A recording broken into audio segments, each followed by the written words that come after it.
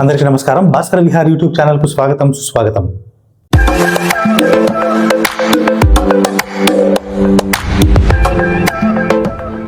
నా వీడియోలు కనుక మీకు నచ్చినట్లయితే, ఉపయోగకరం అనిపిస్తే, ఆలోచింపజేసే విధంగా ఉన్నాయనిపిస్తే ఎంకరేజ్ చేయండి. నా ఛానల్ను, నా వీడియోలను ఒక నలుగురికి షేర్ చేయండి. ధన్యవాదాలు. ఇక ఈరోజు విషయానికి వస్తే, గత 10 సంవత్సరాలుగా మనం గమనిస్తే, గత 10 సంవత్సరాలుగా మన దేవాలయాలన్నీ కూడా సంవత్సరము రోజు రోజుకు నెలకు భక్తుల రద్దీతో కిటకిటలాడిపోతున్నాయి. ఇంతకుముందు కొన్ని దేవాలయాలు మాత్రమే అలా ఉండేవి, కానీ ఇప్పుడు అలా లేదు. చాలా వరకు పెద్ద పెద్ద దేవాలయాలన్నీ కూడా మన రాష్ట్రంలో నిత్యం రద్దీగానే ఉంటున్నాయి. అంటే గత 10 సంవత్సరాలుగా మన ప్రజలకు భక్తి అనేది పెరుగుతోంది, దేవాలయ సందర్శనం అనేది పెరుగుతోంది. దాంతోపాటు మూఢనమ్మకాలు కూడా పెరిగిపోతున్నాయని నాకు అనిపించింది. అది ఎలాగంటే, ఇప్పుడు చూడండి, తిరుపతి, శ్రీశైలం, మంత్రాలయం, సింహాచలం ఇలాంటి పుణ్యక్షేత్రాలకు ఎప్పుడూ కూడా రద్దీ ఉంటుంది. కొన్ని ప్రత్యేకమైన రోజుల్లో భారీగా ఉంటుంది రద్దీ. ఆ రోజు దర్శనానికి చాలా సమయం పడుతుంది. చంటి పిల్లలు, వృద్ధులు, మహిళలు అల్లాడిపోతారు పాపం క్యూ లైన్లలో. కొన్ని దేవాలయాల్లో వారికి భోజన సౌకర్యం ఉంటుంది, అల్పాహారం ఇస్తారు, మంచినీళ్ళు ఇస్తారు, పాలు వంటివి కూడా ఇస్తారు. కొన్ని దేవాలయాల్లో అటువంటి సౌకర్యాలు ఉండవు. అయినా కూడా గంటల తరబడి నిరీక్షించి స్వామి లేదంటే అమ్మవారి దర్శనాలు చేసుకోవడం మనం చూస్తుంటాం. బాగుంది, దేవాలయ సందర్శనం బాగుంది, అక్కడికి వెళ్ళాలి, తీర్థయాత్రలు చేయాలి, నేను కూడా ఒప్పుకుంటాను వాటిని. కానీ చిన్న పిల్లలు, పసిపిల్లలు, వారిని అంత ఇబ్బంది పెట్టడం అవసరమా అనేది నా ప్రశ్న. ఎందుకంటే మనం గమనిస్తున్నాం ఎంత రద్దీ ఉంటుంది. అక్కడికి చేరడానికి కూడా ఎంత ఇబ్బంది పడి వ్యయ ప్రయాసాలకు లోనయ్యి ప్రయాణాలు చేయాలి. బస్సుల్లో వెళ్ళినా రద్దీనే, రైళ్లలో వెళ్ళినా రద్దీనే. ఇక ప్రైవేట్ వాహనాలు మాట్లాడుకుంటే చాలా డబ్బు ఖర్చు అవుతుంది. ఇంత కష్టపడి చిన్న పిల్లల్ని వేసుకొని, వృద్ధుల్ని వాళ్ళని పిలుచుకొని వెళ్ళడం అవసరమా? ఏదో పిల్లలు కనీసం అంటే ఒక 15 సంవత్సరాల ఆ వయసు వస్తాయన్న వారు తట్టుకుంటారు. కానీ చిన్న వయసు పిల్లలు, వృద్ధులు కూడా తెగించి అంత దేవుని దర్శనానికి వెళ్తున్నారు. సరే, ఇది కూడా ఓకే, పర్వాలేదు అనుకుందాం. కానీ ఇక నాకు అర్థం కాదు ఏమంటే, పలానా రోజు వెళ్ళాలి గుడికి, పలానా రోజే పూజ చేయించాలి, పలానా టైంకే చేయించాలి. ఇవన్నీ మనకి ఎవరు చెప్పారు చెప్పండి? ఏ దేవుడు చెప్పాడు? చూడండి, రామాయణం చూడండి, మహాభారతం చూడండి, భాగవతం చూడండి, భగవద్గీత చూడండి. పలానా రోజే నాకు దేవాలయానికి రండి, పలానా రోజే నన్ను దర్శించండి, ఆ రోజు ప్రత్యేక పూజలు చేయించండి, లేదంటే వ్రతాలు చేయించండి, హోమాలు చేయించండి అని ఏ దేవుడైనా ఏ దేవత అన్నా ఎక్కడైనా చెప్పినట్టు మనకు ఆధారం ఉందే? లేదు. కొన్ని మనమే కల్పించుకున్నాం.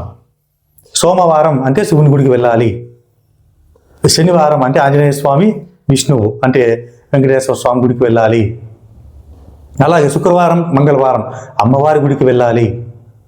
ఇవన్నీ మనం పెట్టుకున్న నిబంధనలు. ఇలా నిబంధనలు పెట్టుకొని వెళ్తున్నాం కాబట్టి ఈరోజు అంత రద్దీ మనం చూస్తున్నాం. అంత ఇబ్బంది పడి, అంత వ్యయ ప్రయాసాలకు లోనే ఎందుకు వెళ్ళాలి? తిరుపతికి నేను ఎప్పుడన్నా సంవత్సరానికో 2 సంవత్సరాలకో వెళ్తా.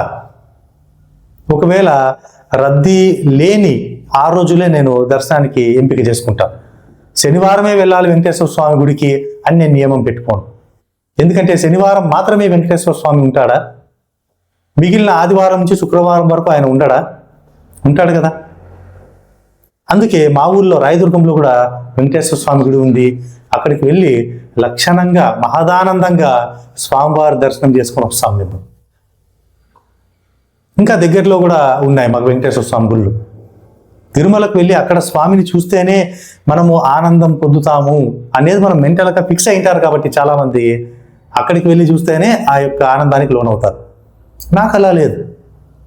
నా దృష్టిలో వెంకటేశ్వర స్వామి గుడి ఎక్కడన్నా ఏదన్నా ఊర్లో ఉండి దర్శించుకున్నా ఒకే అనుభూతికి లోనవుతా, నేను తిరుమలలో దర్శించుకున్నా ఒకే అనుభూతికి లోనవుతాను. ఆఖరికి వెంకటేశ్వర స్వామి ఫోటో చూసినా కూడా నేను అంతే ఆనందానికి లోనవుతాను. ఎందుకంటే అన్ని చోట్ల నేను ఆ స్వామినే చూస్తున్నాను కాబట్టి. తిరుమలలో చూస్తేనే నాకు ఆనందం కలుగుతుంది అని అనుకోవడం అది అజ్ఞానం. శ్రీశైలంలో చూస్తేనే ఆ యొక్క శివుణ్ణి చూసినట్లుగా భావించడం, మిగతా చోట్లంతా ఏదో మామూలుగా అనుభూతికి లోనవ్వడం, ఇవన్నీ నేను చాలా సందర్భాలు చాలా మందిలో గమనించాను.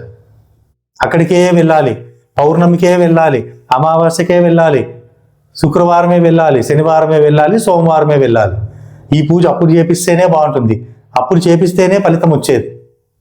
ఇవన్నీ కూడా మన యొక్క జ్ఞానాన్ని అజ్ఞానం వైపుకు నడిపిస్తున్నాయి. అందుకే అంటున్నా, 10 సంవత్సరాలుగా భక్తులు పెరుగుతున్నారు, భక్తి పెరుగుతుంది, దాంతోపాటు మూఢనమ్మకాలు కూడా పెరుగుతున్నాయి. ఈ మాట ఫస్ట్ అన్నది ఎవరంటే గరికపాటి నరసింహారావు గారు. అది కరెక్ట్, నా అభిప్రాయం కూడా అదే. ఆయన చెప్పారు కాబట్టి నేను సమర్థించడం లేదు, నా అభిప్రాయం కూడా అదే. కాబట్టి ఫలానా వారమే పోవాలి, శనివారం నాన్ వెజ్ తినకూడదు, మిగిలిన రోజులు తినొచ్చు. ఎవరు చెప్పారు మీకు? వెంకటేశ్వర స్వామి చెప్పారా? విష్ణు అవతారమైన వేరే ఏ దేవుడన్నా చెప్పారా శనివారం నాన్ వెజ్ తినద్దండని? శనివారం తినకుండా మిగతా 6 రోజులు తింటే ఏమి? ఈ రోజు తినకుంటే ఏమి? తినేవాళ్ళు ఏ రోజైనా తింటారు, తినొచ్చు. తినని వాళ్ళు ఏ రోజైనా తినకుండా ఉండొచ్చు, ఎందుకంటే వాళ్ళు ఏ రోజు తినరు కాబట్టి తినని వాళ్ళు.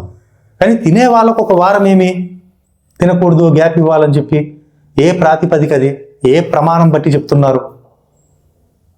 నేనంట శనివారం వెంకటేశ్వర స్వామి వారం కాబట్టి నాన్ వెజ్ తినకూడదని నియమం పెట్టుకున్నారు.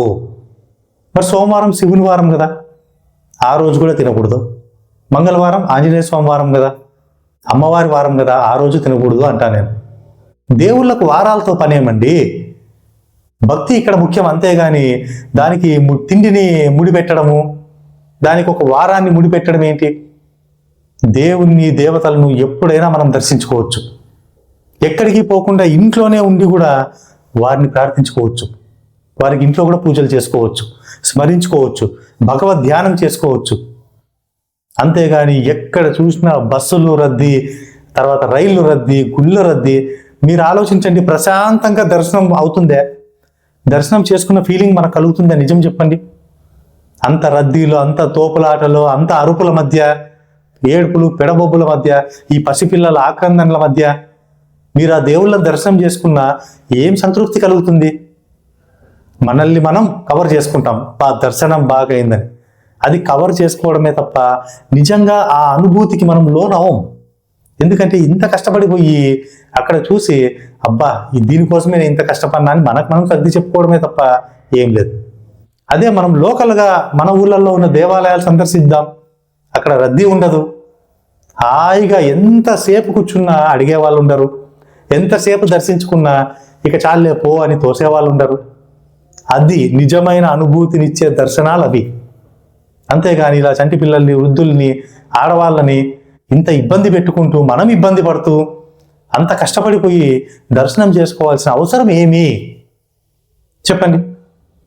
ఇక్కడ మాకు దగ్గరలో కళ్యాణదుర్గంలో కూడా వెంకటేశ్వర స్వామి గుడి ఉంది, అమ్మవారి గుళ్ళు ప్రతి ఊళ్ళో ఉన్నాయి, రామాలయాలు ప్రతి ఊళ్ళో ఉన్నాయి, ఆంజనేయ స్వామి దేవాలయాలు కూడా ప్రతి ఊళ్ళో ఉన్నాయి. అక్కడికి వెళ్ళి హాయిగా ప్రశాంతంగా దర్శించండి, నామజపం చేసుకోండి, ధ్యానం చేసుకోండి. ఎంత హాయిగా ఉంటుందో తెలుసా? నేను ఇలా చేస్తాను కాబట్టి నేను చెప్తున్నాను మీకు. లేదంటే ఇవన్నీ కుదరవు మాకంటే ఇంట్లో కూర్చొని తెల్లవారుజామున కానివ్వండి, లేదంటే రాత్రి కానివ్వండి, సాయంత్రం కానివ్వండి, బాగా ప్రార్థన చేసుకోండి, దేవుణ్ణి బాగా మొక్కోండి. ఎందుకు ఆయన ఫలితం ఇవ్వడు? గుడికి వస్తేనే ఇస్తా అని చెప్పినాడా ఏ దేవుడైనా? లేదంటే ఫలానా క్షేత్రానికి వస్తేనే ఇస్తా అని చెప్పినాడా? ఫలానా పౌర్ణమప్పుడు మాత్రమే పూజ చేయండి అని ఎక్కడని చెప్పినారా? ఎక్కడా లేదు. ఒకవేళ ఎక్కడని చెప్పినట్లు ఉన్నా కూడా మనకి అదంతా కూడా అభూత కల్పనలే. ఎందుకంటే దేవునికి వారం లేదు, దేవునికి టైం లేదు, ఈ టైంలోనే మొక్కాలి, ఈ టైంలోనే పూజ చేయాలని నియమాలు లేవు. దేవుడు క్రియేట్ చేసినవి కాదు అవి, మనుషులు క్రియేట్ చేసినవి. ఆయన పేరు చెప్పి, ఆయన పేరు వాడుకొని మనుషులు క్రియేట్ చేశారు. వాటిని మనం ఎందుకు ఫాలో అవ్వాలి? అందుకే నేను నాకు నచ్చినప్పుడు దేవాలయాలకు వెళ్తా, నాకు అనిపించినప్పుడు అక్కడ వెళ్ళి ప్రశాంతంగా బాగా దర్శనం చేసుకుని సంతోషంగా సంతృప్తిగా నేను గుడి నుంచి బయటకు వస్తా. అక్కడ ఉన్న బీదలకు, బిచ్చగాళ్ళకు నాకు తోచిన విధంగా సహాయం చేస్తా వస్తా, చాలు, అంతే. తిప్పి తిప్పి కొడితే కనీసం ఒక గంట సేపట్లో మనం మన ఇంటికి చేరుకుంటాం లోకల్గా ఉన్న దేవాలయాలకు వెళ్తే. అంటే తిరుమలలో మాత్రమే దేవుడు ఉన్నాడని భావిస్తున్నారా? శ్రీశైలంలో మాత్రమే దేవుడు ఉన్నాడని భావిస్తున్నారా? సింహాచలంలో మాత్రమే దేవుడు ఉన్నాడని భావిస్తున్నారా? విజయవాడలో మాత్రమే దేవత ఉందని భావిస్తున్నారా? అలా భావించే వాళ్ళే అక్కడికే వెళ్ళాలని తాపత్రయపడేది. మనం మైండ్ విశాలంగా పెట్టుకుంటే మన లోకల్లో అంటే మన చుట్టుపక్కల మన ఊళ్ళో ఉన్న దేవాలయాల్లో దేవుళ్ళని చూసినా కూడా మనం ఒకటే అనుభూతి పొందుతాం, దేవుళ్ళని చూసినట్లుగానే భావిస్తాం. అందుకే ఈరోజు రద్దీ పెరిగిపోతుంది, ట్రాఫిక్ జామ్లు అవుతున్నాయి. మరి భక్తుల కనీస సౌకర్యాలు కల్పించలేదని ఆయా దేవస్థానం బోర్డులను నిందిస్తారు, సెక్యూరిటీ ఇవ్వడం లేదని పోలీసులను నిందిస్తారు, ట్రాన్స్పోర్ట్ కరెక్ట్గా పెట్టడం లేదని ప్రభుత్వాలు నిందిస్తారు. ఇంతమంది పోతే ఎక్కడ మనకు సౌకర్యాలు కల్పించేది చెప్పండి? కాబట్టి అంతమంది వెళ్ళడం మొదట మన తప్పు, ప్రజల తప్పు. ముఖ్యంగా ఇది హిందూ మతంలోనే మనం గమనిస్తున్నాం. కాబట్టి మన హిందువులు దీని గురించి ఒకసారి దృష్టి పెట్టాలి. ఎక్కడైనా దేవుడే కదా, ఎక్కడైనా దేవతే కదా అనే భావన మనకు కలగనంత వరకు మనం భక్తులుగా చెప్పుకుంటూ ఎన్ని చేసినా ఎంత చేసినా అదంతా కూడా ఏ ఫలితం ఇవ్వదనే నేను అంటా. భగవద్ ధ్యానాన్ని, భగవత్ ప్రార్థనని మించింది ఏదీ లేదు. ఆలయాలను సందర్శించాలి, లోకల్ ఆలయాలకు మనం ప్రాముఖ్యత ఇవ్వాలి, ఆ తర్వాతే దూర ప్రాంత తీర్థయాత్రలకు వెళ్ళాలనేది నా అభిప్రాయం. కాబట్టి ఈ వీడియో మీకు నచ్చినట్లయితే లైక్ చేయండి, కామెంట్ చేయండి, ప్రశాంతంగా దర్శనం చేసుకోండి, ధ్యానం చేసుకోండి. దేవుణ్ణి ఎట్టి పరిస్థితుల్లో కూడా మనం చేసే పనులకు ఆయన్ను బలి చేయొద్దండి, ఆయన్ను ఇతరులు నిందించేలా ఆ పరిస్థితి తీసుకురావద్దండి. ధన్యవాదాలు.